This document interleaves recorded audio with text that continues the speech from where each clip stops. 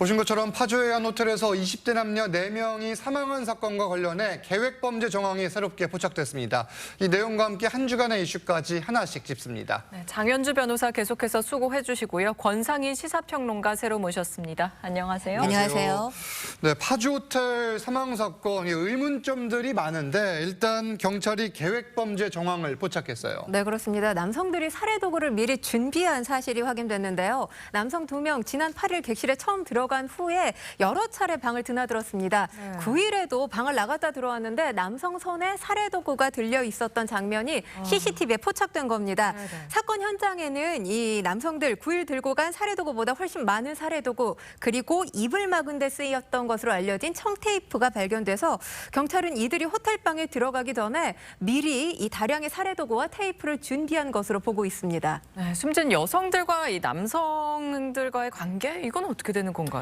일단 숨진 여성 가운데 한 명이 남성 한 명과 아는 사이였던 것으로 파악이 됐습니다. 왜냐하면 이 남성의 휴대전화에서 서로를 땡땡아 이렇게 호칭하는 메시지가 나왔기 때문이고요. 네. 또 나머지 한 여성은 남성 2명과 서로 모르는 사이였다라고 해요. 그런데 남성 한 명이 텔레그램 등 채널에다가 구인 글을 올렸는데 그 구인 글을 보고 그 여성이 연락을 한 것으로 나타나고 있고요. 연락을 하니까 이 남성이 8일 오후 10시까지 그 해당 사건이 발생한 호텔로 오라라고 메시지를 남긴 것으로 파악이 됐습니다. 일단 남성 2명은 서로 친구 사이고요. 뭐 특별한 직업은 없었다고 합니다. 이 범행 동기가 중요한데 이 동기와 관련해서는 아직 정확히 확인이 되지 않고 있습니다. 이 4사람 사이의 원한 관계는 현재까지는 발견이 되지 않았는데 이 숨진 남성 중 한 명의 휴대폰에서 도박 관련 정황이 나왔다고 해요. 네, 그렇습니다. 지금 휴대전화를 포렌식하는 작업이 이루어지고 있는데요. 치정이나 마약 등의 정황도 담겨져 있지 않았던 것으로 알려집니다. 이 돈을 목적으로 한 범행이라는 쪽에 지금 무게가 실리고 있는데요. 특히 숨진 남성 중 한 명의 휴대전화에서 도박 관련 정황이 발견됨에 따라서 이들 남녀 이 사이의 돈거래 정황과 채무관계 등을 경찰이 집중 조사하고 있습니다. 네, 경찰은 여성들의 이 사망을 극단적 선택으로 위장하려 했던 거 아니냐 이걸 좀 들여다보고 있죠. 맞습니다. 그 근거가 되는 것이 그 사망한 여성의 팔에서 지금 상처가 나왔는데요. 그 팔의 상처가 사실 굉장히 깊은 상처입니다. 3cm 그리고 길이나 9cm 정도면 굉장히 깊은데 혈흔이 없는 거예요. 그 얘기는 결국 사망한 후에 이 상처가 발생했을 가능성이 높다는 겁니다. 그러니까 이제 사망 후에 이 남성들이 그 극단적 선택으로 위장하려고 했던 것이 아니겠느냐 이런 추정이 나오는 대목입니다. 그렇기 때문에 흉기와 관련해서는 국가수의 정밀 검사까지 의뢰한 상황입니다. 그러면 여성들의 휴대전화는 포렌식이 같이 이루어지고 있는 겁니까? 어떤 상황이에요? 그렇지가 않습니다. 호텔 CCTV를 지금 경찰이 확인을 했는데 여성들 호텔에 입장할 때까지만 해도 휴대전화를 가지고 있었던 것으로 확인이 됐습니다. 하지만 객실에서 이들의 휴대전화가 발견되지 않았습니다. 실제 여성들 객실에 들어간 뒤에 한 번도 외출한 적이 없었는데 남성들은 여러 번 외출을 했다라는 보도가 아까도 전해지지 않았습니까? 이때 여성들의 휴대전화를 버린 것이 아닌가 경찰은 이렇게 보고 있습니다. 알겠습니다. 해당 사건 수사 상황 계속 지켜봐야 될 것 같고 다음 내용 보겠습니다. 부산 돌려차기 사건 기억하시는 분들 많으실 겁니다. 전북 전주에서 이와 비슷한 무차별 폭행 범죄가 또 일어났어요. 네, 그렇습니다. 20대 남성 A씨 지난 10일 오전 3시 30분경 그리고 4시께 이렇게 두 차례에 걸쳐서 전주시 덕진구 인근에서 성범죄 목적으로 20대 여성 B씨와 C씨를 각각 폭행해서 살해하려고 했던 혐의를 받고 있습니다. B씨는 폭행을 당한 후에 저항해서 옷가지 등을 빼앗기지 않는 등 큰 부상을 입지 않은 것으로 파악됐는데 반면에 C씨의 경우는 사건 발생 8시간이 지나서 전주시 덕진구의 한 주차장에서 행인 신고로 발견됐습니다. 얼굴과 머리에 큰 상처를 입고 지금 치료 중인 것으로 알려졌는데요. 다행히 생명에는 지장은 없는 것으로 알려졌습니다. 이 지난 10일 오후 8시 반경에 A씨 자택에서 경찰이 그를 긴급 체포했습니다. 이때 태연이 인터넷 방송을 보고 있었던 것으로 알려졌는데요. 경찰 조사에서 성범죄를 저지르려고 마음먹고 이 같은 범행을 저질렀다. 이렇게 진술한 것으로 알려졌습니다. 성범죄를 목적으로 범행을 저질렀다니까 정말 끔찍한데 이게 더 놀랐던 게 9년 전에도 이 폭행범이 비슷한 범행이 있었다고 해요? 그렇습니다. 9년 전이니까 2015년인데요. 네. 지금 이 피의자가 19살의 어린 나이에도 비슷한 수법의 범행을 2건이나 저질러서 당시에도 재판을 받고 또 실형 선고받고 복역한 전과가 있습니다. 네. 당시에 신상정보 등록 대상은 됐지만 네. 전자발찌 부착은 피했던 것으로 지금 드러나고 있는 상황입니다. 잠시 뒤 전주지방법원에서 영장 실질 심사가 진행되는데 구속 여부 그리고 앞으로 처벌 어떻게 예상하십니까? 일단 받고 있는 혐의는 살인 미수와 강도 상해 등으로 볼 수 있을 텐데요. 일단 구속영장이 발부될 가능성이 상당히 높습니다. 왜냐하면 비슷한 전과도 있는 상황이고 그리고 범죄 혐의 자체도 굉장히 중대합니다. 게다가 도주 우려가 있다라고 볼 수 있기 때문에 영장이 발부될 가능성이 굉장히 높고요. 특히나 이제 동종 전과가 있다라는 부분을 참작한다라고 한다면 실형도 굉장히 중한형이 나올 가능성이 높다고 보입니다. 알겠습니다. 다음 내용 보겠습니다. 친구가 건넨 젤리를 먹은 두 남성이 어지럼증을 호소해 구급차가 출동한 사건이 있었습니다. 그런데 그냥 일반 젤리가 아니었다고 해요. 네, 젤리 드실 때도 꼭 반드시 확인을 하셔야 될 것 같습니다. 이제는 바로 대마 젤리였던 것. 대마 젤리였다. 네.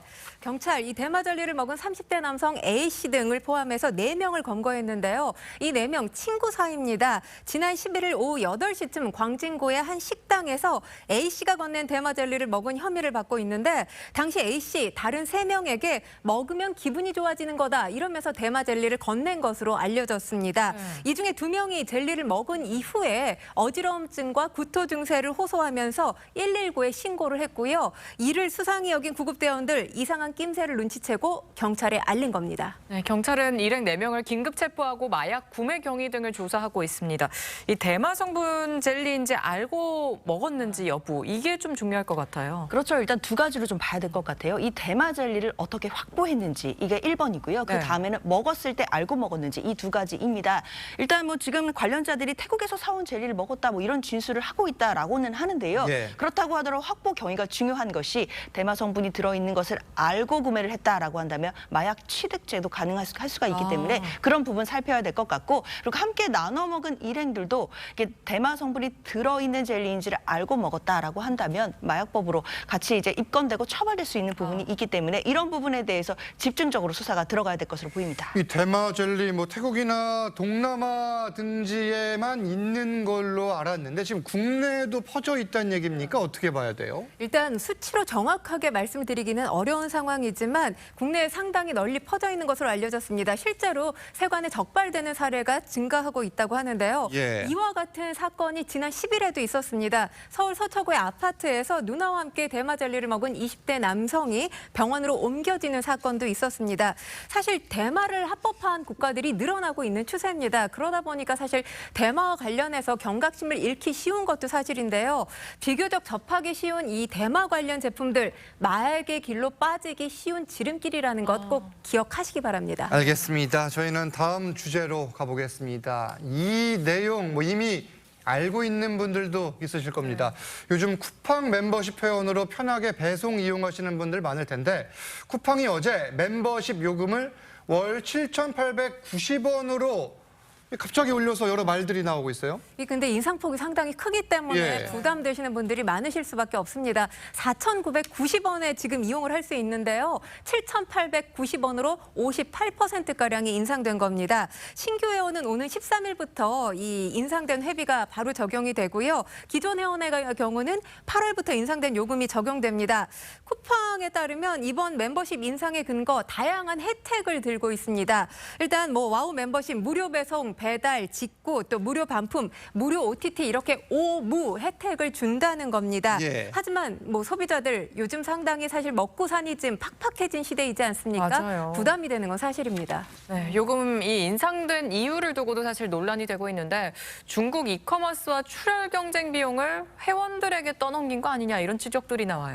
일단 쿠팡 측에서는 서비스 확대와 경쟁력 강화 등을 위한 조치다라고 이야기는 하고 있지만요. 네. 지금 중국 이커머스의 어떤 기세가 심상치 않은 상황이고 그 경쟁과 관련된 비용들을 소비자에게 결국 전가하는 것이 아니겠느냐 비난 나올 수밖에 없을 것 같습니다. 특히나 뭐 쿠팡이츠 같은 배달비 무료 서비스가 시작된 지가 얼마 안 됐는데 네. 결국 그 비용도 소비자에게 부담시키는 것이 아니겠느냐라는 지적이 나올 수밖에 없는 측면인 것 같고요. 특히 이제 신규 물류센터도 짓고 앞으로 이제 로켓 배송 뭐 관련 지역도 넓히겠다 뭐 이런 구상은 있긴 하지만 일단 당분간은 소비자들의 비판도 피하기는 어려워 보입니다. 이에 대해서 소비자들의 반응은 어떤지 목소리도 함께 듣고 오시죠. 무료 배송해준다고 해서 광고를 하고 그래서 다들 더 오히려 이제 신청하신 분들이 계실 텐데 이렇게 알게 모르게 올려버리면 좀 기만이 아닌가 싶어요. 갑자기 거의 2배가 올라가니까 계속 쓰기 좀 부담스러울 것 같은 느낌도 들고 그렇네요. 쿠팡 이츠나 뭐 그런 것보다는 배송만 쓰는데 가능하면 요금을 올리지 않더라도 그냥 그런 것만 하면 좋겠다 생각. 자, 이렇게 요금을 올리면서 이 부담된 요금에 탈퇴를 할 수밖에 없다. 또는 나는 탈퇴하겠다. 이런 반응도 지금 나오는데 맞죠? 이 상황이 지금. 네, 그렇습니다. 일단 쿠팡이 이렇게 가격을 올리고도 어느 정도 안심하는 데는 근거가 있기는 합니다. 뭘까요? OTT 관련해서 가격 비교를 해보면 다른 OTT와 비교해서 절반 정도의 가격이거든요. 예. 그렇기 때문에 탈퇴가 그리 많지 않을 거다. 쿠팡은 그렇게 보고 있습니다. 하지만 58% 인상이라는 건 굉장히 큰 폭으로 인상을 한 거 아닙니까? 그렇기 때문에 일단 해지했다가 나중에 사용할 필요성이 느껴지면 그때 다시 가입하겠다. 이런 목소리도 있고요. 대신에 이제 뭐 워킹맘이라든지 아이를 키우시는 분들은 새벽 예. 배송이나 로켓 배송이 필요하기 때문에 가격 인상은 부담되지만 어쩔 수 없이 그냥 써야 되겠다. 이런 목소리도 있습니다. 실제 시장과 소비자들에게 어떤 영향을 미칠지 좀 지켜봐야겠습니다. 끝으로 자이언트 판다 푸바오 소식 보겠습니다. 푸바오가 중국으로 떠난 지 벌써 열흘이 됐는데 관심이 아직도 뜨거운가 봐요. 네, 그렇습니다. 일단 푸바오가 어떻게 지내는지가 가장 궁금하신 분들 많으실 거고요.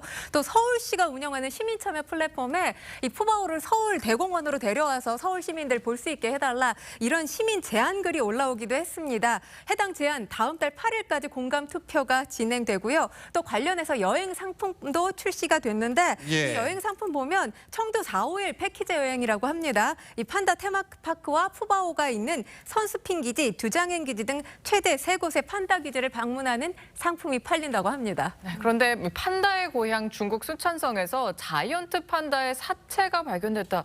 이런 소식에 또 걱정이 많은 것 같아요. 그렇습니다. 이거 보신 분들 좀 꽤 계실 텐데 예. 좀 충격적인 사진이고 영상이더라고요. 그러니까 중국 쓰촨천 바오싱현에서 이제 그 판다의 시체가 발견됐다 뭐 이런 이야기들이었는데 그러다 보니까 푸바오는 잘 있는지 많은 분들이 걱정하시는 것 같고요. 그 근황들이 지금 뭐 웨이보를 통해서 좀 공개가 되고 있는데 뭐 다소 좀 위축되고 뭐 스트레스 받고 있는 모습들이 보인다라는 또 내용들도 나오고 있기 때문에 예. 많은 또 푸바오를 사랑해 주시는 분들이 예. 걱정을 좀 하고 있는 상황입니다. 지금 푸바오가 뭐 구르는 행동도 한다고 하는데 이건 괜찮은 겁니까? 사실 이게 스트레스 때문이 아니냐 그래서 우려 섞인 예. 반응들이 상당히 많이 나왔는데 네. 이 반응에 대해서 강철원 사육사는 이렇게 이야기를 하고 있습니다. 네. 사실 구르는 모습은 우리 한국에서도 여러 차례 보여줬던 모습이거든요. 예. 사육사와 교감을 원하거나 사육사에게 뭔가 원하는 게 있을 때 구르는 행동이 나온 것 같다라는 게 강철원 사육사의 반응이고요. 잘 구르네요. 네, 예. 그리고 중국이 이 푸바오 영상을 지난 10일에 공개하지 않았습니까? 네. 걱정했던 것과는 달리 편한 자세로 앉아서 먹이도 잘 먹고요.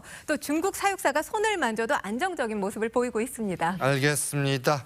두 분과는 여기서 인사 나누겠습니다. 네. 감사합니다. 감사합니다. 감사합니다.